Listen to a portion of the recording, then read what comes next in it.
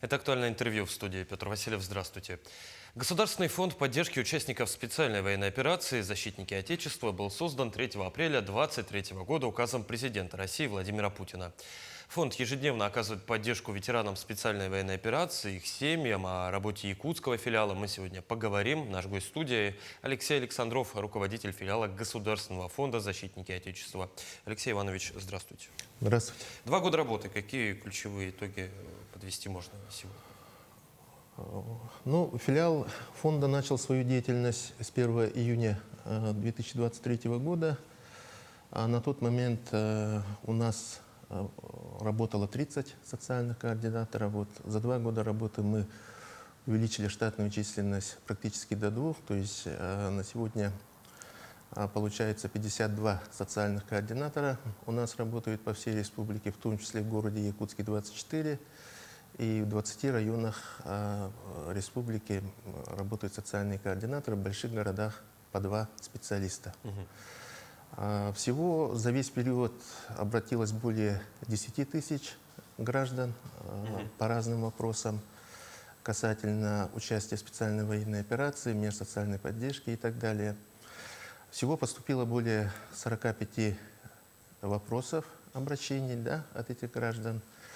На сегодня практически по 90% поступивших вопросов найдено положительное решение.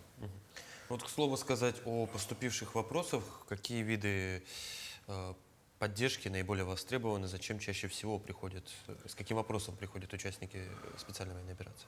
Основные обращения поступают по мерам социальной поддержки.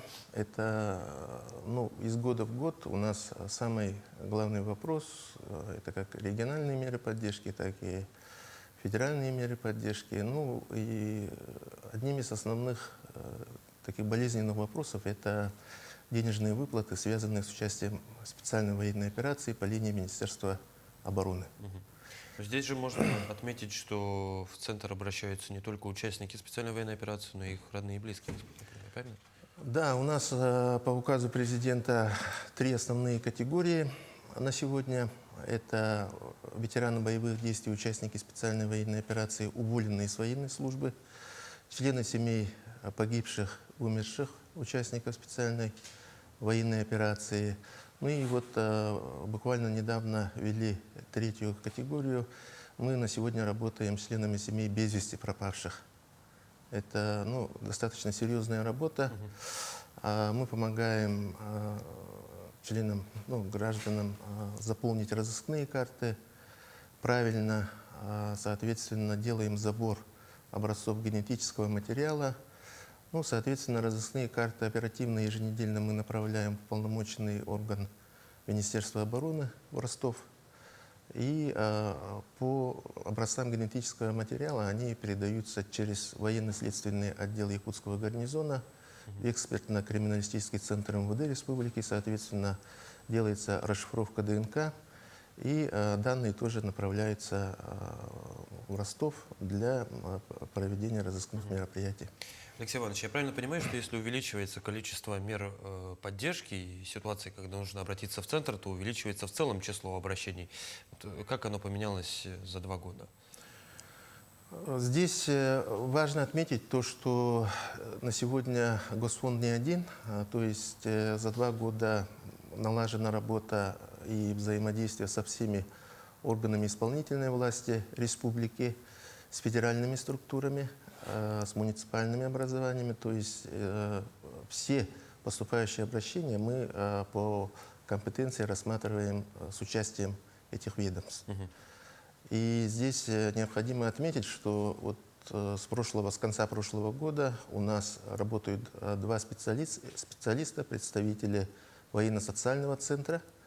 Они работают по вопросам, поступающим от действующих военнослужащих. То есть у них прямая связь с военно-социальным центром Минобороны.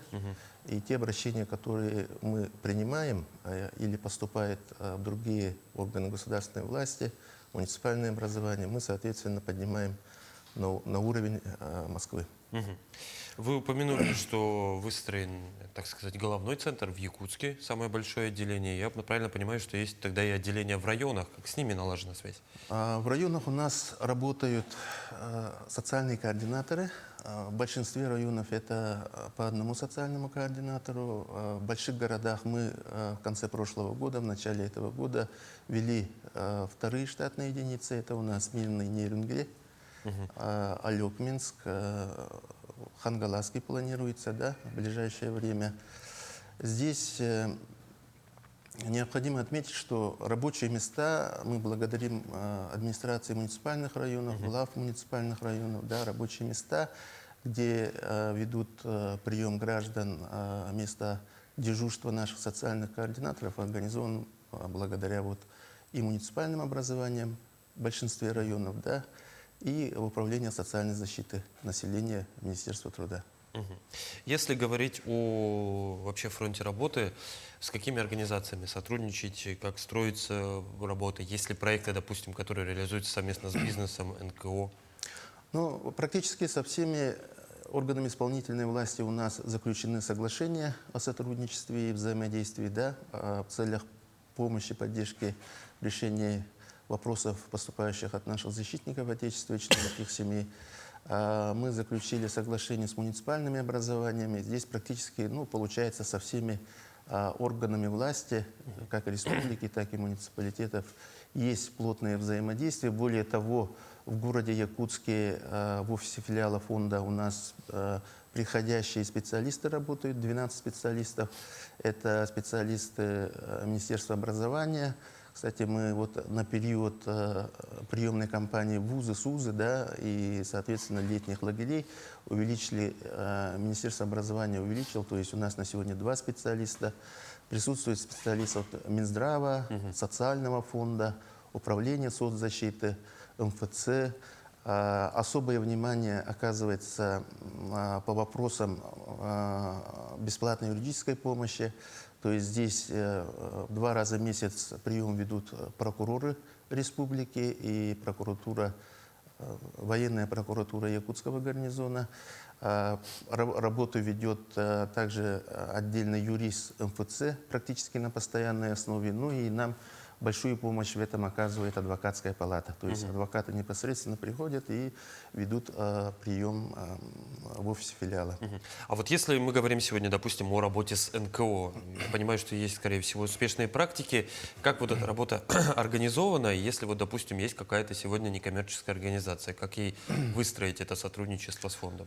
С некоммерческими организациями мы очень плотно сотрудничаем, но отдельно я выделять никого не буду. Каждая инициатива некоммерческой организации, оказывающая поддержку участникам специальной военной операции, она поддерживается филиалом фонда. То есть мы со всеми НКО, которые инициируют какие-либо проекты или мероприятия, подключаемся и вовлекаем наших ветеранов боевых действий, членов семей, участников специальной военной операции и проводим. Ну вот то, что касается бизнеса, да, на сегодня мы ведем работу по заключению, опять же, соглашений с работодателями республики, да, в основном это крупные работодатели. И здесь целенаправленно мы работу ведем по вопросам, в первую очередь, трудоустройства. Именно по бизнесу. То есть трудоустройство, бизнес-сообщество — это в первую очередь такой, так скажем, ресурс для Да. трудоустройства участников. Для специальной трудоустройства наших ребят после возвращения. А вот что насчет этого самого трудоустройства? Какие есть сегодня, если, конечно, можно озвучивать, какие есть направления для дальнейшего трудоустройства, реабилитации Ну, мы участников? плотно взаимодействуем с Государственным комитетом занятости, Центром занятости республики. Проводятся на постоянной основе ярмарки вакансий. В том числе ярмарки вакансий проводятся как в общем формате, да, так и специализированные именно для участников специальной военной операции. Это одно из традиционных направлений. Кроме этого, вот я уже говорил, непосредственная работа с работодателями напрямую, обучающие семинары. Вот буквально недавно мы провели в рамках, опять же, вот, трудоустройства совместный проект с Министерством предпринимательства и офисом «Мой бизнес». Это проект «Свое дело 14», где приняли более 20 ветеранов боевых действий, членов семей. Ну, соответственно, они прошли краткий курс обучения, пятидневный, да, и по итогам были определены победители. Они подготовили свои бизнес-планы и защищали.